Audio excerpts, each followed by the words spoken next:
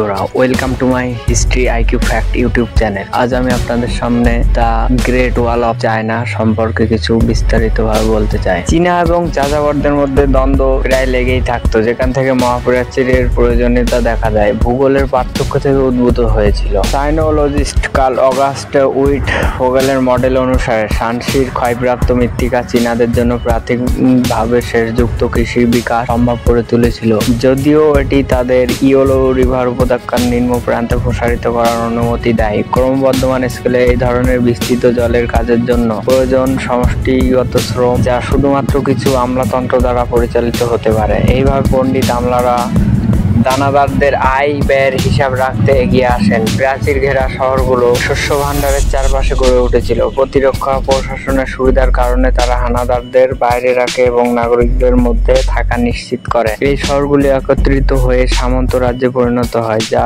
শেষ পর্যন্ত একত্রিত হয়ে একটি সাম্রাজ্যে পরিণত হয়। এইভাবে এই মডেল অনুসারে প্রাচীরগুলি সময়ের সাথে সাথে কেবল শহরগুলিকে আচ্ছন্ন করেনি, বরং সামন্ত রাজ্যগুলির সীমানা এবং শেষ পর্যন্ত সমগ্র চীনা সাম্রাজ্যকে কৃষি প্রধান উত্তরের সোপান থেকে আক্রমণের বিরুদ্ধে সুরক্ষা প্রদান করে। আভ্যন্তরীণ এশিয়ার স্টেপ সোসাইটিগুলি, যাদের জলবায়ু একটি যাজক অর্থনীতির পক্ষে ছিল, তারা চীনের উন্নয়নের পদ্ধতির সম্পূর্ণ বিপরীতে দাঁড়িয়েছিল, যেহেতু পশুপালগুলি প্রকৃতির দ্বারা পরিযায়ী সম্প্রদায়গুলি স্থির থাকতে পারে না এবং তাই যাযাবর হিসেবে বিবর্তিত হয়েছিল। প্রভাবশালী মঙ্গলবাদী ওয়েন ল্যাটিমোরের মতে এই জীবনধারা চীনা অর্থনৈতিক মডেলের সাথে সামঞ্জস্যপূর্ণ নয়। স্টেপে জনসংখ্যা বৃদ্ধির সাথে সাথে পশুপালন কৃষি একা জনসংখ্যাকে সমর্থন করতে পারে না এবং উপজাতীয় জোটগুলিকে বস্তুগত পুরস্কার দ্বারা বজায় রাখতে হবে। এই প্রয়োজনের জন্য যাযাবরদের শস্য, ধাতব সরঞ্জাম, বিলাস দ্রব্য পাওয়ার জন্য বসতি স্থাপন করা সমাজে যেতে হয়েছিল, যা তারা নিজেরাই উৎপাদন করতে পারত।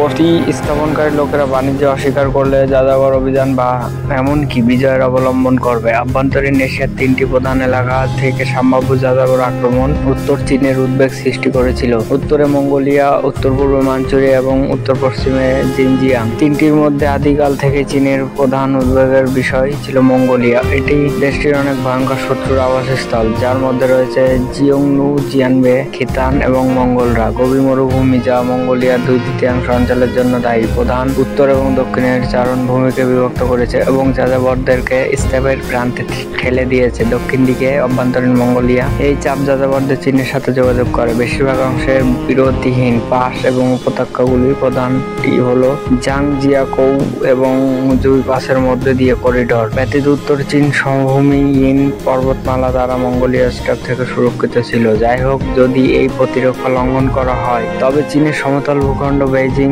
কাইফেং এবং লুয়াংয়ের সাম্রাজ্যের রাজধানী সহ সমতলের শহরগুলিকে কোনো সুরক্ষা দেয় না। ইন পর্বতমালা বরাবর পশ্চিম দিকে অগ্রসর হয়ে পরিসরটি শেষ হয়, যেখানে হলুদ নদীটি উত্তর দিকে উজানে প্রবাহিত হয়, অর্ডস লুপ নামে পরিচিত। প্রযুক্তিগতভাবে স্টেপের অংশ, কিন্তু সেচের কৃষিতে সক্ষম। যদিও হলুদ নদী উত্তরের সাথে একটি তাত্ত্বিক প্রাকৃতিক সীমানা তৈরি করেছিল, তবে স্টেপে পর্যন্ত এই ধরনের সীমানা বজায় রাখা কঠিন ছিল। হলুদ নদীর দক্ষিণের ভূমি হেটাও, অর্ডস মরুভূমি ও লোয়েস মালভূমি ও এই নদী উপত্যকায় যাওয়ার ক্ষেত্রে কোনো প্রাকৃতিক বাধা দেয়নি, যা চীনা সভ্যতার প্রায় কথিত দোলনা, যেখানে প্রাচীন রাজধানী জিয়াং ছিল। যেমন অর্ডসের নিয়ন্ত্রণ চীনের শাসকদের জন্য অত্যন্ত গুরুত্বপূর্ণ ছিল, শুধুমাত্র স্টেপের সম্ভাব্য প্রভাবের জন্যই নয়, চীনের যথাযথ নিরাপত্তার জন্য। এই অঞ্চলে কৌশলগত গুরুত্ব এবং এর অপ্রতিরোধের কারণে অনেক রাজবংশ এখানে তাদের প্রথম দেয়াল স্থাপন করতে পরিচালিত করেছিল। যদিও মাঞ্চুরিয়া লিয়াও নদী উপত্যকার কৃষি জমির আবাসস্থল, তবে উত্তর পর্বতমালার বাইরে এর অবস্থান এটিকে চীনা উদ্বেগের আপেক্ষিক পরিধিতে ছেড়ে দিয়েছে। চীনের রাষ্ট্রীয়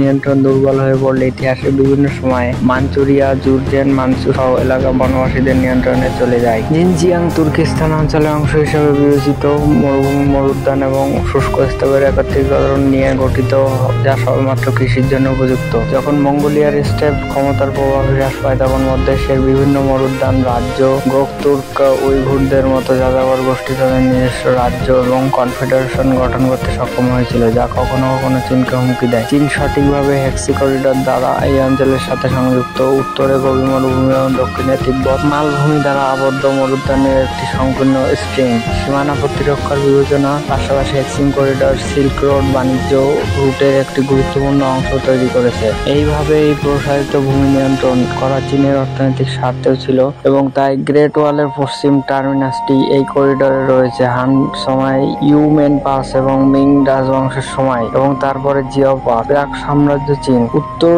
আক্রমণকারীদের বিরুদ্ধে নির্মিত প্রাচীরের প্রথম উল্লেখযোগ্যগুলির মধ্যে একটি কবিতায় পাওয়া যায়, যেটি খ্রিস্টপূর্ব 7ম শতাব্দী। কবিতার ক্লাসিক্যালি লিপিবদ্ধ। কবিতাটি পশ্চিম ঝৌ রাজবংশের রাজা জুয়ান 827 থেকে 782 খ্রিস্টপূর্বাব্দে নামে একজন রাজার কথা বলে, যিনি জেনারেল নানজংকে উত্তরাঞ্চলে একটি প্রাচীর নির্মাণের নির্দেশ দিয়েছিলেন। ইয়াংজুং বন্দ জিয়ান উন, যার ক্ষমতার ভিত্তি ছিল ওরডস অঞ্চলে, তারা রথি রং উপজাতিদের অংশ হিসেবে বিবেচিত হতো এবং হাউজিং এর প্রথম দিকের জৌ রাজধানী অঞ্চলে তাদের আক্রমণগুলি সম্ভবত রাজা জুয়ানের প্রতিক্রিয়ার কারণ ছিল। নানজং এর প্রচার অভিযানে একটি মহান বিজয় হিসেবে রেকর্ড করা হয়। যাই হোক, মাত্র কয়েক বছর পরে জনগণের আরেকটি শাখা কুয়ানরং সেনের বিদ্রোহী মার্কসের ডাকে সাড়া দেয়। ঝৌ প্রতিরক্ষাকে অত্যাধিক চালানো এবং রাজধানীতে বর্জ্য ফেলার মাধ্যমে প্রলয়ঙ্করী ঘটনাটি রাজা জুয়ানের উত্তরসূরি রাজা ইউকে হত্যা করে। এক বছর পরে আদালতকে রাজধানী পূর্ব ঝাংচুতে পরে লুবাং নামে পরিচিত স্থানান্তর করতে বাধ্য হয়। পশ্চিম ঝৌ এর পতন সেই রাজ্যগুলির ক্ষমতা পুনর্বন্টন করেছিল যেগুলি ঝৌ এর নামমাত্র শাসনকে স্বীকার করেছিল। পূর্ব ঝৌ রাজবংশের শাসন রক্তাক্ত আন্তঃরাজ্য নৈরাজ্য দ্বারা চিহ্নিত ছিল। ছোট রাজ্যগুলিকে সংযুক্ত করা হয়েছে এবং বৃহত্তর রাজ্যগুলি একে অপরের বিরুদ্ধে অবিরাম যুদ্ধ চালিয়ে যাচ্ছে। অনেক শাসক তাদের সীমানা রক্ষা করার জন্য দেয়াল তৈরি করার প্রয়োজনীয়তা অনুভব করেছিল। এই ধরনের প্রাচীরের প্রাচীনতম পাঠ্য উল্লেখের মধ্যে ছিল 656 খ্রিস্টপূর্বাব্দের চুর দেয়াল, যার মধ্যে 1400 মিটার আধুনিক যুগে দক্ষিণ হেনান প্রদেশে খনন করা হয়েছিল। তবে চু সীমান্ত দুর্গে অনেকগুলি পর্বত পৃথকভাবে ছিল, তারা একটি দীর্ঘ একক প্রাচীর গঠন করে না। কিউয়াই রাজ্যটি 441 খ্রিস্টপূর্বাব্দের মধ্যে সীমানাকে সুরক্ষিত করেছিল এবং সাংডং প্রদেশে বিদ্যমান অংশগুলিকে কিউয়ার গ্রেট ওয়াল নামকরণ করা হয়েছিল। ওয়াও রাজ্য দুটি প্রাচীর তৈরি করেছিল, পশ্চিমেরটি 361 খ্রিস্টপূর্বাব্দে এবং পূর্ব দিকের 356 খ্রিস্টপূর্বাব্দে। হাংচেং সাংস্কৃতিতে বিদ্যমান পশ্চিম দেয়ালটি পাওয়া যায়। এমনকি অচীন জনগণও প্রাচীর নির্মাণ করেছিল, যেমন জংশানের ডি রাজ্য, যার দেয়াল কিন রাজ্যের বিরুদ্ধে রক্ষা করার উদ্দেশ্য ছিল। এই প্রাচীরগুলির মধ্যে উত্তরের রাজ্যগুলি ইয়ান, ঝাও এবং কিং সিং হুয়াও দ্বারা সংযুক্ত হয়েছিল যখন তিনি 221 খ্রিস্টপূর্বাব্দে চীনা রাজ্যগুলিকে একত্রিত করেছিল। দেয়াল যা চাংচেং নামে পরিচিত, আক্ষরিক অর্থে দীর্ঘ দেয়াল, কিন্তু প্রায়শই গ্রেট ওয়াল হিসেবে অনুবাদ করা হয়। বেশিরভাগই মাটি দিয়ে নির্মিত, কিছু অংশ পাথর দিয়ে নির্মিত, যেখানে গিরিখাত এবং নদীর মতো প্রাকৃতিক প্রতিবন্ধকতা প্রতিরক্ষার জন্য যথেষ্ট। সেখানে প্রাচীরগুলি অল্প পরিমাণে তৈরি করা হয়েছিল, কিন্তু দীর্ঘ সুরক্ষিত লাইন স্থাপন করা হয়েছিল যেখানে এই ধরনের সুবিধাজনক ভূখণ্ডের অস্তিত্ব ছিল না। প্রায়শই প্রাচীর ছাড়াও প্রতিরক্ষামূলক ব্যবস্থায় প্রাচীরের ভিতরে গ্যারিসন এবং বিকন টাওয়ার এবং নিয়মিত বিরতিতে বাইরে ওয়াচ টাওয়ার অন্তর্ভুক্ত ছিল। প্রতিরক্ষার পরিপ্রেক্ষিতে দেয়ালগুলি সাধারণত অশ্বারোহী শক কৌশল মোকাবেলায় কার্যকর ছিল, তবে এই প্রারম্ভিক দেয়ালগুলি আসলে প্রতিরক্ষামূলক প্রকৃতি ছিল কিনা তা নিয়ে সন্দেহ রয়েছে। নিকোলক ডি কসমো উল্লেখ করেছেন যে উত্তর সীমান্তের দেয়ালগুলি উত্তরে অনেক দূরে নির্মিত হয়েছিল এবং এতে ঐতিহ্যগতভাবে যাযাবর ভূমি অন্তর্ভুক্ত ছিল এবং তাই প্রতিরক্ষামূলক না হয়। দেয়ালগুলি 3টি উত্তর রাজ্যের উত্তরমুখী সম্প্রসারণ এবং তাদের সাম্প্রতিক আঞ্চলিক অধিগ্রহণকে রক্ষা করার আশঙ্কাকে নির্দেশ করে। এই তত্ত্বটি প্রাচীরের মধ্যে যাযাবর নির্দেশাবলীর প্রত্নতাত্ত্বিক আবিষ্কার দ্বারা সমর্থিত, যা পূর্ব বিদ্যমান বা জয়ী বর্বর সমাজের উপস্থিতির পরামর্শ দেয়। এটি সম্পূর্ণভাবে সম্ভব, যেমন ডি কসমো এবং ল্যাটিমরের মতো পশ্চিমা পণ্ডিতরা পরামর্শ দেন যে আগামী শতাব্দীতে চীনাদের বিরুদ্ধে যাযাবর আগ্রাসন আংশিকভাবে এই সময়ের মধ্যে চীনা সম্প্রসারণের কারণে হয়েছিল। ইয়ানের গ্রেট ওয়াল। ইয়ানের রাজা ঝাও জিপিং এর রাজত্বকালে জেনারেল কিং কাও ডং হু জনগণকে 1000 লি ফিরিয়ে দেওয়ার পর 3টি রাজ্যের উত্তরের রাজ্যের পূর্ব দিকে ইয়ান রাজ্য দেয়াল তৈরি করতে শুরু করে। ইয়ান প্রাচীর লিয়াওডং উপদ্বীপ থেকে চিংভেং হয়ে উত্তরে প্রসারিত হয়েছে।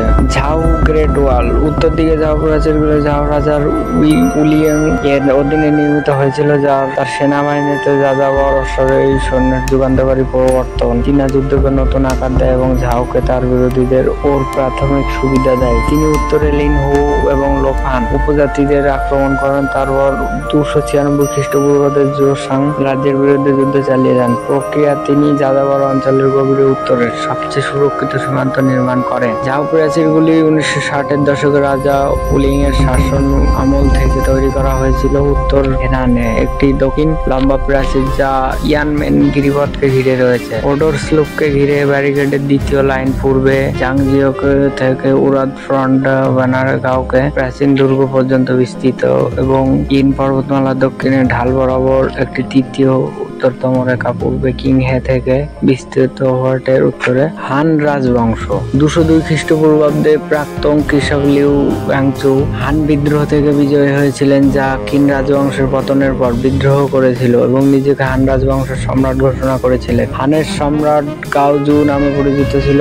আর 202 খ্রিস্টপূর্বাব্দে উত্তরোত্তর সামরিক উপায়ে ওডোর্স অঞ্চলে পুনরুত্থিত জীবনগ্ন সমস্যা সমাধানে অক্ষম সম্রাট গাওজু জিনকে সন্তুষ্ট করতে বাধ্য হন। শান্তির বিনিময়ে হান রাজকন্যাদের সাথে জীবনগ্ন প্রধানদের বিয়ে করার জন্য শ্রদ্ধা নিবেদন করেছিল। এই কূটনৈতিক বিবাহগুলি একই নামে পরিচিত হয়ে উঠবে এবং শর্তাবলী নির্দিষ্ট করা হয়েছিল যে গ্রেট ওয়াল হয়তো যুদ্ধরত রাষ্ট্রের সময়কালে কিন রাজ্য প্রাচীর ইয়ানমেন পাশের দক্ষিণে প্রাচীরের একটি সংক্ষিপ্ত প্রসারিত হতে নির্ধারিত ছিল, যে লাইন পেরিয়ে কোনো পক্ষই উদ্যোগী হবে না। 162 খ্রিস্টপূর্বাব্দে গাওজুর পুত্র সম্রাট ওয়েং চুক্তিটি স্পষ্ট করেন, প্রস্তাব করেন যে জিউনু চান্নু প্রাচীরের উত্তরে এবং হান সম্রাটের দক্ষিণে কর্তৃত্বের অধিকারী ছিলেন। রেকর্ডস অব দ্য গ্র্যান্ড হিস্টোরিয়ানের লেখক সিমা গ্র্যান্ডের চুক্তির ফলাফলকে শান্তি এবং বন্ধুত্বের একটি হিসেবে বর্ণনা করেছেন। চীনাদের মনে একই নীতিটি অপমানজনক ছিল এবং রাষ্ট্রনায়ক জিয়ার মৃত্যু 169 খ্রিস্টপূর্বাব্দে যেমনটি বলেছেন, একজন ব্যক্তি উল্টো ঝুলন্তের মতো চীনকেন্দ্রিক বিশ্ব ব্যবস্থার বিপরীতে চলেছিল। এই অনুভূতিগুলি হান আদালতে যুদ্ধপন্থী দলগুলি আকারে নিজেদেরকে প্রকাশ করেছিল। আজকের মতো এই পর্যন্ত।